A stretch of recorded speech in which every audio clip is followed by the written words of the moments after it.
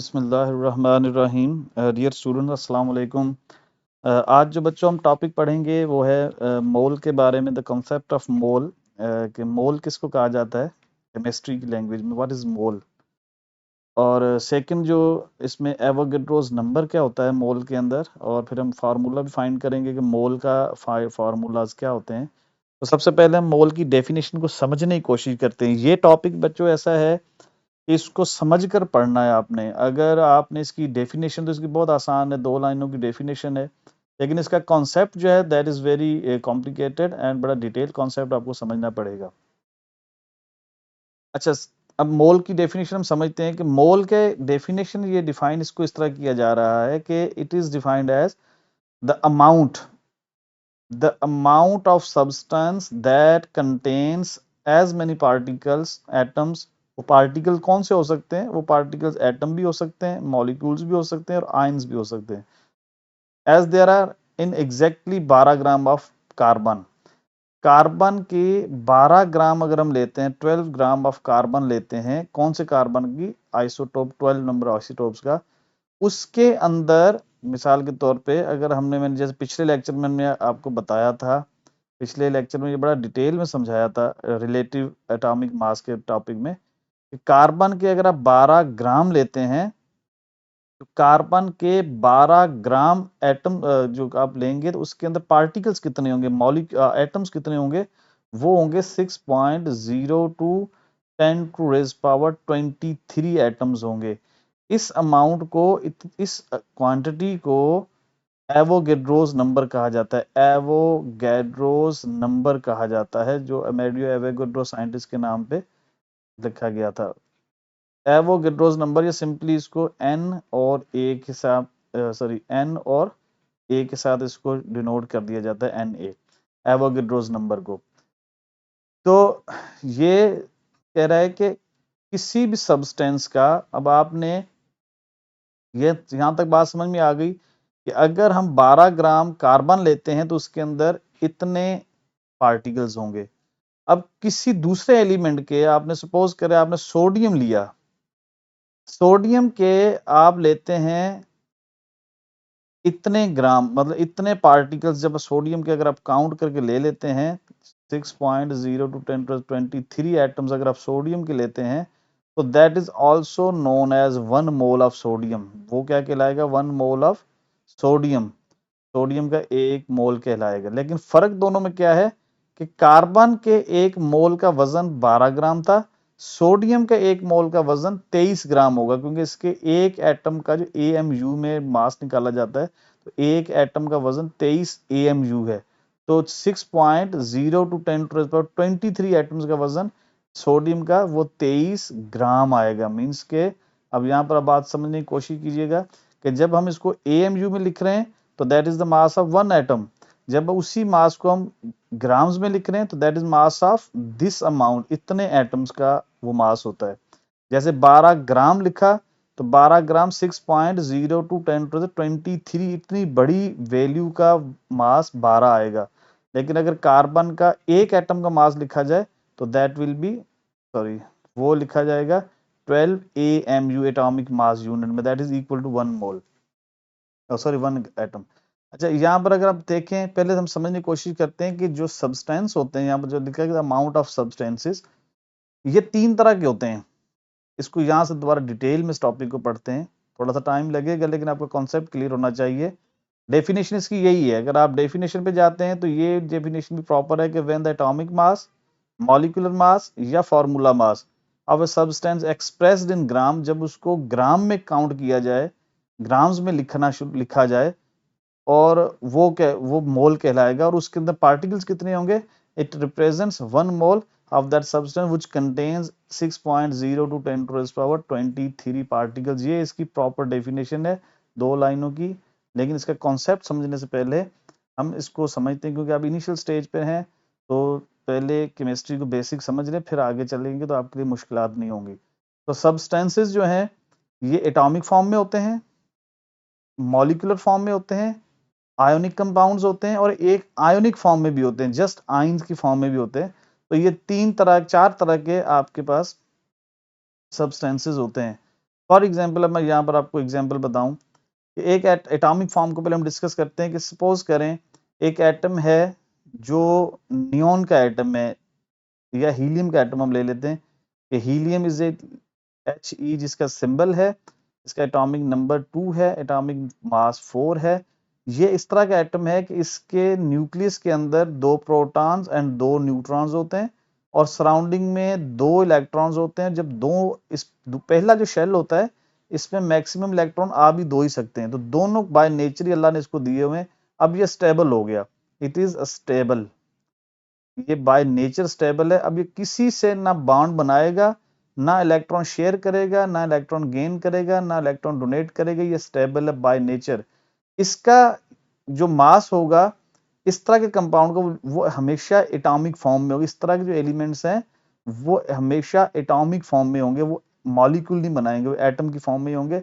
और इनका जो मास लिखा जाएगा वहां पर वर्ड लिखा जाएगा atomic mass, gram atomic mass. मतलब अगर आप इसका लिखते हैं तो हम इधर इसका अगर वेट लिखते हैं 2 तरीकों से लिखा जाता है। एक लिखा जाएगा 4, जैसे ये जो 4 है, अगर इसका लिखा जाता है कि helium is equal to 4 AMU, तो इसका मतलब होगा सिंगल एटम का वजन की बात हो रही है कि हीलियम का एक एटम 4 AMU के बराबर है।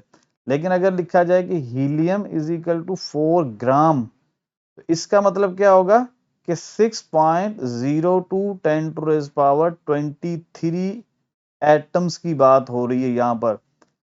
ठीक है, तो हम ये लिखेंगे कि the atomic mass of helium is 4 ग्राम। तो इसका मतलब जब ग्राम में लफ्ज आ जाएगा तो वो एक एटम की बात नहीं होगी, वो 6.02 10 टू रेज पावर 23 एटम्स की बात होगी। तो इस फॉर्म में हम वर्ड यहाँ पर लिखेंगे जनरली एटॉमिक मास, क्योंकि ये सिर्फ एटम की फॉर्म में होते हैं, मॉलिक्यूलर फॉर्म में नहीं होता।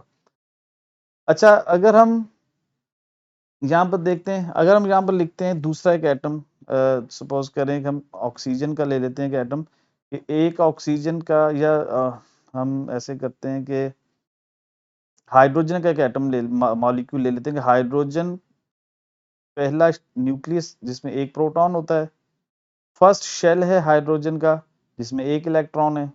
इसके पहले शेल में मैक्सिमम 2 आ सकते हैं, इसको अल्लाह ताला ने एक दिया हुआ है। अब ये अनस्टेबल है, ये स्टेबिलिटी के लिए दूसरे एक हाइड्रोजन के साथ बॉन्ड बनाएगा, मींस के एक और हाइड्रोजन के साथ अपना ये इलेक्ट्रॉन शेयर कर लेगा और जो दूसरा हाइड्रोजन होगा वो भी अपना एक इलेक्ट्रॉन इसके साथ शेयर करेगा।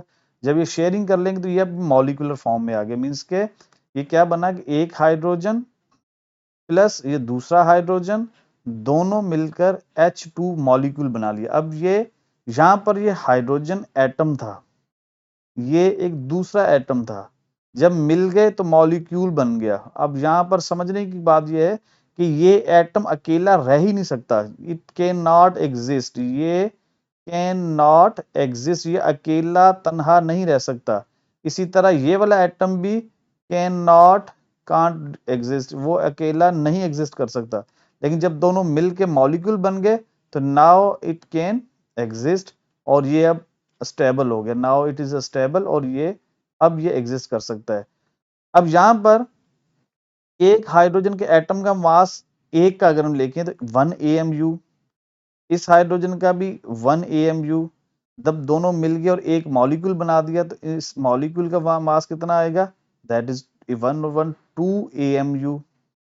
तो ये 2 AMU जो है ये मास होगा सिंगल मॉलिक्यूल का, ये मास होगा एक सिंगल मॉलिक्यूल का। किसके सिंगल मॉलिक्यूल का, हाइड्रोजन के H2 का मास होगा। लेकिन अगर वही H2 का मास अगर इस तरह लिखा जाए कि H2 is equal to 2 AMU की बजाय लिखा जाए ग्राम, तो इसका मतलब होगा कि अब ये जो H2 है ये सिर्फ एक मॉलिक्यूल की बात नहीं हो रही। अब ये जो 2 ग्राम है इसका मतलब कि एक कंटेनर के अंदर जिसमें भी हाइड्रोजन है, तो इस कंटेनर के अब 2 ग्राम नहीं, 2 AMU में तो सिर्फ एक मॉलिक्यूल नहीं है, यहाँ पर बहुत बड़ी क्वांटिटी हाइड्रोजन मॉलिक्यूल्स की मौजूद है। और उस सारी मॉलिक्यूल्स का जब फार्मूला हम लिया जाता है, मास लिया जाएगा, तो वो आएगा 2 ग्राम। और वो कितनी बड़ी वैल्यू है, वो है 6.02 10 टू रेज पावर 23 मॉलिक्यूल्स। इतने बड़े मॉलिक्यूल्स जो हैं, इतनी ज्यादा क्वांटिटी का वजन कितना है, 2 ग्राम। अच्छा, एक और एग्जांपल डिस्कस कर लेते हैं।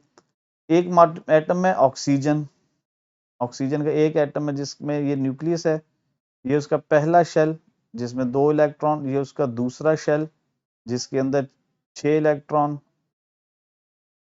6 में से 4 पेयर में है और 2 ये अनपेयर हैं। ये जो 2 अनपेयर हैं ये बॉन्ड बनाएंगे एक दूसरे ऑक्सीजन के एटम के साथ, मीन्स कि एक ये दूसरा एटम ऑक्सीजन का आया और दूसरे एटम ऑक्सीजन ने भी इसके साथ शेयरिंग कर ली और बॉन्ड बना लिया। आपको पता होना चाहिए कि आखिरी शेल में अगर 8 इलेक्ट्रॉन हो तो फिर वो स्टेबिलिटी आ जाती है, स्टेबल हो जाता है, ऑक्टेट जिसको कहते हैं। अब इस ऑक्सीजन के आखिर में 6 हैं, इसके आखिर में भी 6 हैं। अब ये दोनों इलेक्ट्रॉन, ये और ये वाला इलेक्ट्रॉन शेयर हो जाएगा, इसी तरह इसका भी ये और सॉरी ये वाला इलेक्ट्रॉन शेयर हो जाएगा और ये एक मॉलिक्यूल बना लेंगे, मींस के यहाँ पर एक ऐसा मॉलिक्यूल बन जाएगा जिसमें ऑक्सीजन के एटम्स आपस में मिलकर एक मॉलिक्यूल बन की फॉर्म में शक्ल में आ जाएंगे, लाइक दिस। ये एक मॉलिक्यूल बन गया, मींस कि ये अब ऑक्सीजन का एक ही मॉलिक्यूल बन गया। इसको लिखा जाएगा इजीली, अगर हम लिख लें तो एक ऑक्सीजन दूसरा ऑक्सीजन, जब ये दोनों मिल गए तो O2 बन गया। सिवाय नोबल गैसेस के ये जितने भी फॉर्म एटम एलिमेंट्स होते हैं वो हमेशा मिलकर ही रहते हैं। कम इसको मिलने की स्टेट को कहा जाता है कंबाइंड स्टेट। इसको कहा जाएगा कंबाइंड स्टेट। हमेशा जितने भी एलिमेंट है पीरियोडिक टेबल में सब कंबाइंड स्टेट में रहते हैं सिवाय नोबल गैसेस के। और नोबल गैसेस कितनी है? वो 5 गैसेस हैं। वो पिछले लेक्चर में मैंने बताया था आपको, अगर नहीं तो आप वो लेक्चर सुन सकते हैं जो सेकंड लेक्चर था। अच्छा, इसका एक ऑक्सीजन का वजन है 8 ग्राम, सॉरी 8 AMU, सॉरी 8 नहीं 16 AMU, 16 AMU एक एटम का। दूसरे का भी 16 AMU और जब मिल गए O2 बन गया तो इसका वजन बन गया 32 AMU, 32 AMU। लेकिन जब ये AMU लिखा हुआ है तो इसका मतलब है सिर्फ एक मॉलिक्यूल के, एक मॉलिक्यूल का। लेकिन अगर इसी 32 को ग्राम्स में लिख दिया जाए, मींस कि 32 ग्राम्स लिख दिया जाए, तो इसका मतलब होगा कि ये एक मॉलिक्यूल का वजन नहीं है, अब ये वजन है 6.02 10⁻23 मॉलिक्यूल्स का। यहां तक आपको समझ में आ गया कि इस यहाँ पर जो वर्ड लिखा जाता है कि ग्राम एटॉमिक मास, इसका मतलब इससे मुराद होती है ऐसे एलिमेंट जो सिर्फ एटॉमिक फॉर्म में रहते हैं। मॉलिक्यूलर मास का मतलब ऐसे सब्सटेंस जिनके अंदर कोवलेंट बॉन्ड होता है और वो हमेशा मॉलिक्यूल बना के एग्जिस्ट कर सकते हैं। और एक तीसरा है फार्मूला मास, इसको भी समझने की कोशिश करते हैं कि फार्मूला मास क्या होता है। अच्छा, ये जो फार्मूला मास होता है ये होता है कि सपोज करें एक एटम है सोडियम और ये बॉन्ड बनाता है क्लोरीन के साथ, इनके दरमियान में कोवलेंट बॉन्ड बनता है। सोडियम एंड क्लोरीन के दरमियान जब बॉन्ड बना तो सोडियम क्लोराइड बना। अब सोडियम क्लोराइड जो होता है इसके ऊपर पॉजिटिव चार्ज, मतलब ये पूरा एक इलेक्ट्रॉन डोनेट कर देता है इसको और ये एक इलेक्ट्रॉन गेन कर लेता है। वहां पर क्या हो रहा था, ऑक्सीजन और ऑक्सीजन के दरमियान क्या हो रहा था कि इलेक्ट्रॉन लूज या गेन नहीं हो रहा था, ऑक्सीजन के और ऑक्सीजन के दरमियान इलेक्ट्रॉन शेयर हो रहा था, मतलब शेयरिंग ऑफ इलेक्ट्रॉन हो रही थी। यहां पर क्या हो गया कि एक इलेक्ट्रॉन इसने इसको दे दिया और इसने ले लिया, ये नेगेटिव हो गया और ये पॉजिटिव हो गया। अभी सपोज करें कि 10 सोडियम थे तो 10 सोडियम पॉजिटिव हो गए, 10 क्लोरीन नेगेटिव हो गए। जब आपस में मिलेंगे तो ये इस तरह की एक लेटाइस क्रिस्टल, लेटाइस इसको कहा जाता है कि sodium then chlorine then sodium then chlorine then sodium then chlorine, ये एक पूरा का क्रिस्टल लेटाइस स्ट्रक्चर बन जाएगा बहुत बड़ा। अब यहाँ पर आप ये नहीं कह सकते कि यहाँ पर मॉलिक्यूल है, मींस कि इन सब के दरमियान में आप इसको समझ लें कि ये एक सोडियम पॉजिटिव है। इस एक सोडियम पॉजिटिव को 6 तरफ से क्लोराइड नेगेटिव ने ऑक्यूपाई किया होगा, 6 तरफ से, मतलब इस साइड से, इस साइड से, इस साइड से, इस साइड से, बैक और फ्रंट से। तो ये 6 अतराफ से एक सोडियम जो है वो ऑक्यूपाइड है। जितनी ताकत के साथ ये क्लोरीन इसको अटैच है उतनी ताकत के साथ ये क्लोरीन अटैच है, उतनी ही ताकत के साथ ये क्लोरीन है और उतनी ही ये है। मतलब आप ये नहीं कह सकते हैं कि this chlorine sodium chloride is a molecule या this sodium chloride is a molecule और this sodium chloride is molecule या दिस वन इज मॉलिक्यूल। ये हर तरफ से इक्वल अट्रैक्शन में है। इसी तरह इस क्लोरीन को अगर आप देखें, ये वाली जो क्लोरीन एटम है, लेट्स सपोज दिस वन, अगर इसको देखा जाए तो इस क्लोरीन के ये जो सोडियम है, इस सोडियम ने भी इसको ऑक्यूपाई किया हुआ है फ्रॉम दिस साइड, उतनी ही ताकत के साथ दिस वन, फिर दिस वन, फिर दिस वन। तो जो भी आयोनिक बॉन्ड बनते हैं, अच्छा ये पूरी क्रिस्टल लेटाइस अगर एक छोटे से एक पहाड़ का सोडियम क्लोराइड का अगर एक पहाड़ बन जाए, तो उसमें हर सोडियम क्लोराइड से और हर क्लोराइड सोडियम से घिरा हुआ होगा चारों तरफ से, इसको कहा जाता है क्रिस्टल लेटाइस। इस फॉर्म में ये नहीं कहा जा सकता कि sodium chloride NaCl is a molecule, ये कहना गलत होगा, दिस इज रॉन्ग।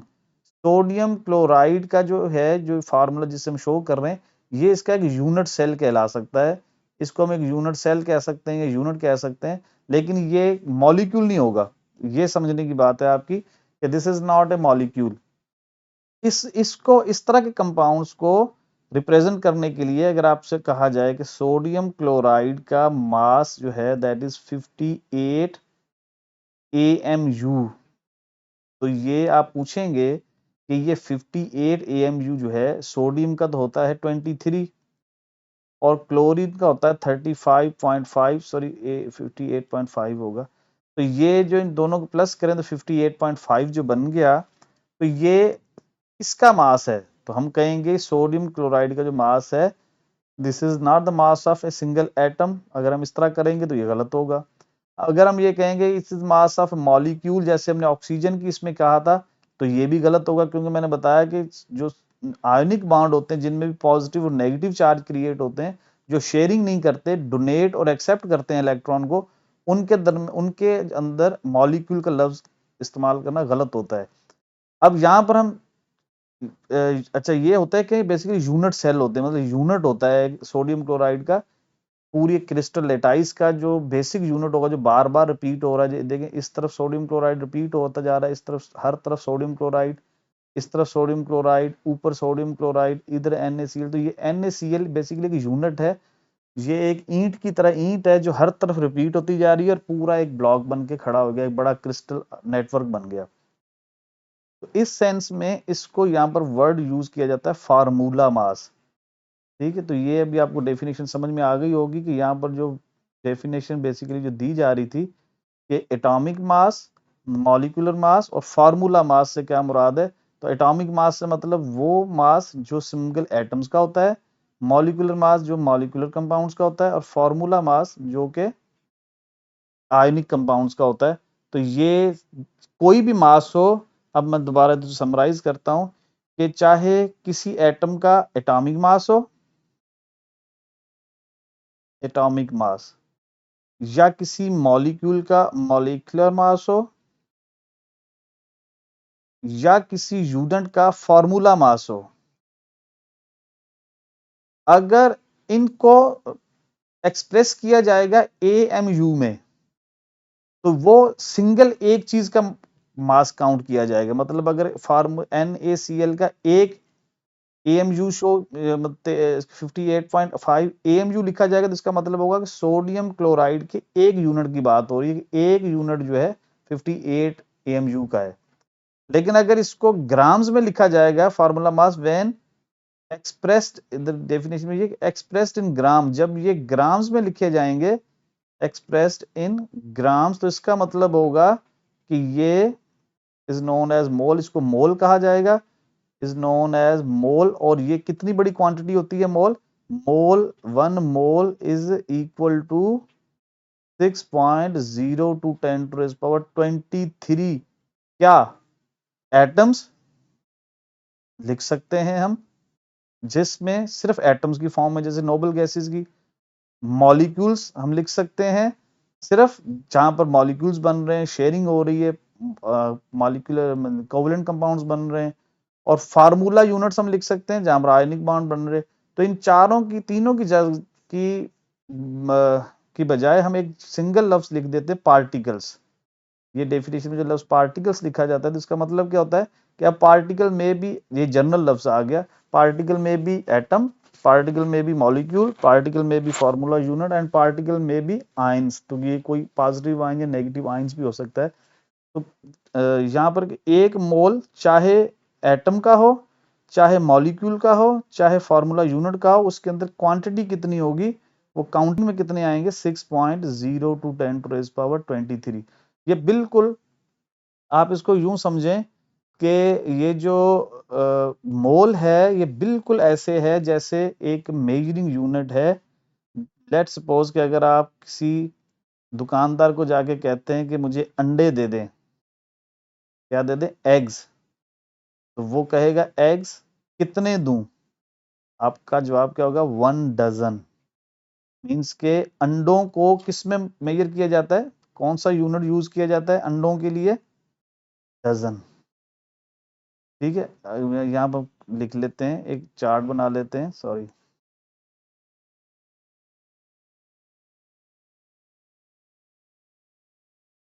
हम यहाँ पर बना लेते हैं। अगर मैं यहाँ पर लिखूं कि कोई भी आइटम जो है, ये एटम नहीं आइटम, कोई आइटम या उसकी जो डिस्क्रिप्शन होगी, और यहाँ पर हम लिख देते हैं उसका जो यूनिट है, मेजरिंग यूनिट उसका। अगर हम कोई भी आइटम, आइटम में मुराद है कि अगर हम एग लेते हैं, एग का यूनिट क्या होगा, डजन। अगर हम लिखते हैं सपोज करें शुगर, या हम लिख लेते हैं अनियन, या कोई भी ग्लॉसरी करने गए, कोई भी सब्जी लेने गए, तो इसका यूनिट क्या होगा, केजी, किलोग्राम, या ग्राम्स भी आ सकता है। ठीक है, इसी तरह अगर हम पानी लेने जाते हैं या पेट्रोल लेने जाते हैं, उसका यूनिट क्या हो जाएगा, लीटर। ये अच्छा, ये नोट करें कि ये तीनों वो चीजें हैं जिनको हम नेक डाई से देख सकते हैं। और ये जैसे मैं पहले लेक्चर में आपको बताया था, अगर पहला लेक्चर आप नहीं सुना तो that is basic lecture, chemistry समझने में आपको बड़ी आसानी होगी कि आप समझें कि ये तीनों मैक्रोस्कोपिक हैं, बड़े मॉलिक्यूल्स हैं, जाइंट मॉलिक्यूल्स हैं, जाइंट चीजें जो हमें नजर आती हैं। अच्छा, जो एक चौथी चीज है, अब मैं यहाँ पर लिखता हूं कि आप ये इनकी जगह पर लिखे मॉलिक्यूल्स या मोल। तो मोल जो है ये किस चीज का, या छोटे पार्टिकल्स की बात कर लें कि मैं लिखता हूं मॉलिक्यूल्स की बात, या एटम्स की बात कि एटम को किस में मेजर किया जाएगा, या आइंस की बात, या फार्मूला यूनिट्स की बात, उनका यूनिट क्या हो जाएगा, मोल। मोल बिल्कुल इसी तरह जिस तरह इनके ये यूनिट्स हैं, मोल भी इसी तरह एक यूनिट है, किनका, छोटी चीजों का, माइन्यूट चीजों का, जो कि माइक्रोस्कोपिक चीजें हैं, मैक्रोस्कोपिक नहीं, माइक्रोस्कोपिक चीजों का यूनिट क्या है, दैट इज मोल। तो अब आपको समझ में आ जानी चाहिए कि मोल क्या है, बेसिकली कि यूनिट है, और ये ऐसा है कि 1 मोल बराबर होता है 6.02 10 to raise power 23 मॉलिक्यूल्स या एटम्स या आयन, जनरली हम पार्टिकल्स कहेंगे। और ये किसके बराबर होते हैं, ये बराबर होते हैं उस एटम के वजन को, जब हम ग्राम में लिखेंगे। अब एक और नुक्ता समझे यहाँ पे कि हाइड्रोजन का मॉलिक्यूल हम लिखते हैं 2 ग्राम, हाइड्रोजन का मॉलिक्यूल 2 ग्राम्स में लिखा, इट मींस के 6.02 10 to raise power 23 मॉलिक्यूल्स होंगे इसमें। ऑक्सीजन का मॉलिक्यूल जो कि O2 है, वो होता है 16 ग्राम का, सॉरी 32 ग्राम का, 32 ग्राम्स का, 2 ऑक्सीजन है तो 32 ग्राम्स। 32 ग्राम में भी 6.02 10 to raise power 23 मॉलिक्यूल्स आ गए। इसी तरह अगर हम लिखें, सपोज करें कि कौन किसका एग्जांपल मैं आपको दूं, हाइड्रोजन क्लोराइड का HCl का एग्जांपल दें, इसमें हाइड्रोजन का वजन होता है 1 और क्लोरीन का वजन होता है 35.5, तो टोटल बन जाएगा 36.5 ग्राम। तो इसमें भी कितने मॉलिक्यूल्स हैं, 6.02 10 to raise power 23 मॉलिक्यूल्स।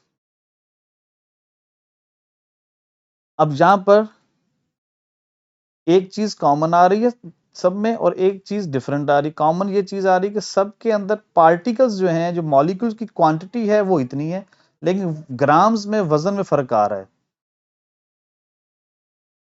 ठीक है, ये बात आप थोड़ी समझने की कोशिश करो, ये वजन में फर्क क्यों आ रहा है, क्योंकि इसका एक एटम हल्का होता है, एक एटम 1 AMU के बराबर है, इसका एक एटम 8 AMU के बराबर है, इसका एक एटम हाइड्रोजन का 1 AMU और क्लोरीन का 35.5 AMU के बराबर है। कि इसके अगर आप देखें हाइड्रोजन के एक एटम का, अब इनका अलग अलग एक एटम्स का निकालते हैं, इनकी फिगर बनाते हैं कि आपको थोड़ा समझ में आ जाए। हाइड्रोजन का एक एटम किस तरह का होता है, एक न्यूक्लियस होता है जिसके अंदर एक प्रोटॉन होता है, there is no any other particles. Electron is in the surrounding, electron का वजन नहीं होता, electron is massless particle, electron is massless particle या निग्लिजिबल होता है, उसको हम काउंट नहीं करते। तो इसके अंदर एक प्रोटॉन है, इस वजह से इसका वजन है 1 AMU और कोई पार्टिकल मौजूद नहीं है। ऑक्सीजन का एटॉमिक नंबर होता है 8, एटॉमिक नंबर का मतलब कि प्रोटॉन्स की क्वांटिटी, तो इसमें प्रोटॉन 8 है, इसमें न्यूट्रॉन्स भी 8 हैं और इलेक्ट्रॉन्स भी 8 हैं। इलेक्ट्रॉन को तो हम काउंट नहीं करेंगे वजन में क्योंकि उनका वजन होता ही नहीं, वो 100 भी हो तो कोई फर्क नहीं पड़ता। तो इसमें प्रोटॉन्स कितने हो गए 8, प्रोटॉन का वजन 1 होता है, और न्यूट्रॉन्स कितने हैं वो भी 8, तो टोटल हो गए 16। न्यूट्रॉन का वजन भी 1 AMU होता है, तो एक ऑक्सीजन के एक एटम का वजन 1 AMU।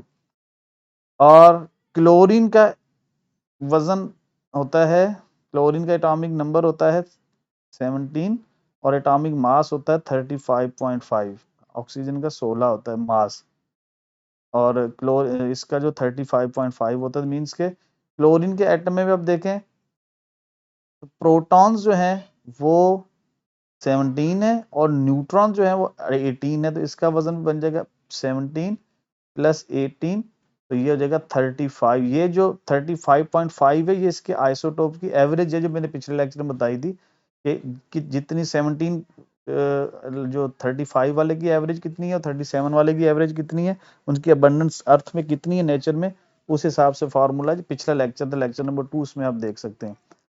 तो इसका AMU 35 AMU, अब क्लोरीन का एक एटम 35 AMU का, इसका एक एटम 16 AMU का, इसका एक एटम 1 AMU का। अगर हम इसको मोल में कन्वर्ट करें, मैं कहूं कि हाइड्रोजन का एक मोल, तो उसकी क्वांटिटी कितनी होगी दिस मच, ऑक्सीजन का एक मोल क्वांटिटी कितनी होगी दिस मच, और क्लोरीन का एक मोल क्वांटिटी कितनी होगी दिस मच।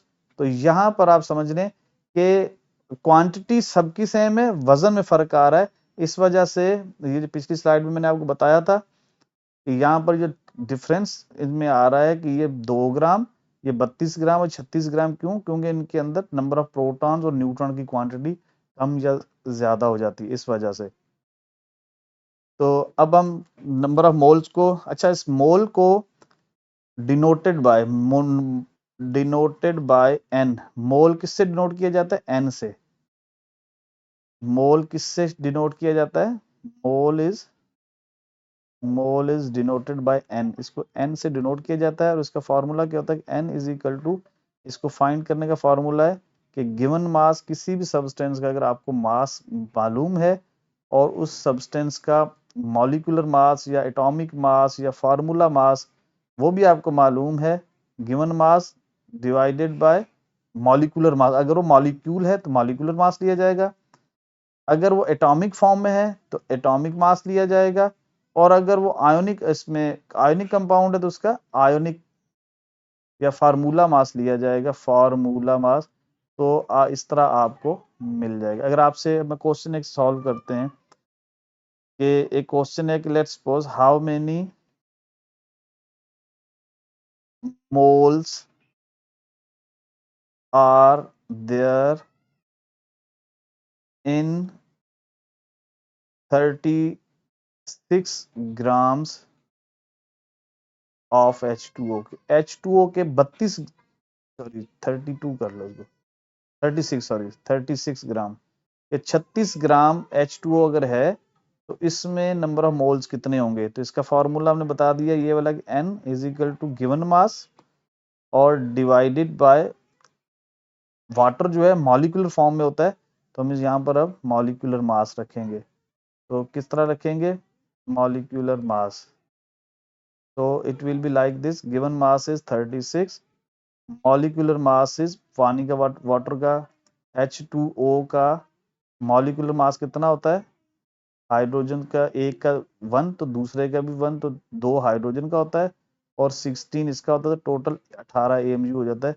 तो 18 से इसको डिवाइड कर दें तो आप देखेंगे 2 मोल। तो आप यहाँ से बता सकते हैं कि 36 ग्राम अगर पानी होगा तो उसमें कितने मोल होंगे? 2 मोल होंगे। या अगर आपसे कहा जाए, एक और एग्जाम्पल है, अगर आपसे ये कहा जाए कि what is the how many grams are there, how many grams are there in 72 grams or 70 sorry yeah in 4 moles of water, in 4 moles of H2 के H2O के 4 मोल हैं तो उसका वजन कितना होगा? तो नंबर, इसका फॉर्मूला है गिवन मास और डिवाइडेड बाय मॉलिक्यूलर मास। अब आपसे गिवन मास आपको पता है, गिवन मास इन्होंने दे दिया फार्मूले में कि नंबर ऑफ मोल्स इन्होंने बता दिए। नंबर ऑफ मोल्स कितने बताएं? 4 मोल्स मीन्स के 4 आपको नंबर ऑफ मोल दे दिए गए हैं। गिवन मास आपको कह रहा है कि ये मास जो है कैलकुलेट करके बताएं। मॉलिक्यूलर मास आपको पता है कि जो है हाइड्रोजन का जो H2O का वो 18 होता है। तो ये आपने चीज़ फाइंड करनी है, तो रीअरेंज आप इक्वेशन कर लेंगे, या आप सिंपली ये कर लेंगे 4 को मल्टीप्लाई कर देंगे किसके साथ? जब इक्वेशन रीअरेंज होगी तो ये नंबर ऑफ मोल्स जो हैं इसके साथ आगे मल्टीप्लाई हो जाएंगे 18 के साथ, तो ये आपका मिल जाएगा आपको एग्जैक्ट नंबर। तो ये आपको गिवन मास मिल जाएगा, या सिंपली मास ऑफ 4 मोल मिल जाएगा। उम्मीद करता हूँ आपको समझ में आ गई होगी बात। ये अभी भी टॉपिक हमारा चल रहा है, इसको मज़ीद कल डिटेल में थोड़ा समझने की कोशिश करेंगे और इसका नेक्स्ट लेक्चर भी इसी सीरीज़ पे हम देंगे। कोई अगर क्वेश्चंस हो आपका तो ज़रूर कमेंट्स बॉक्स में पूछिएगा, फिर इंशाल्लाह मैं आपकी क्वेरीज जो भी होगी हल करने की कोशिश करूँगा। शुक्रिया।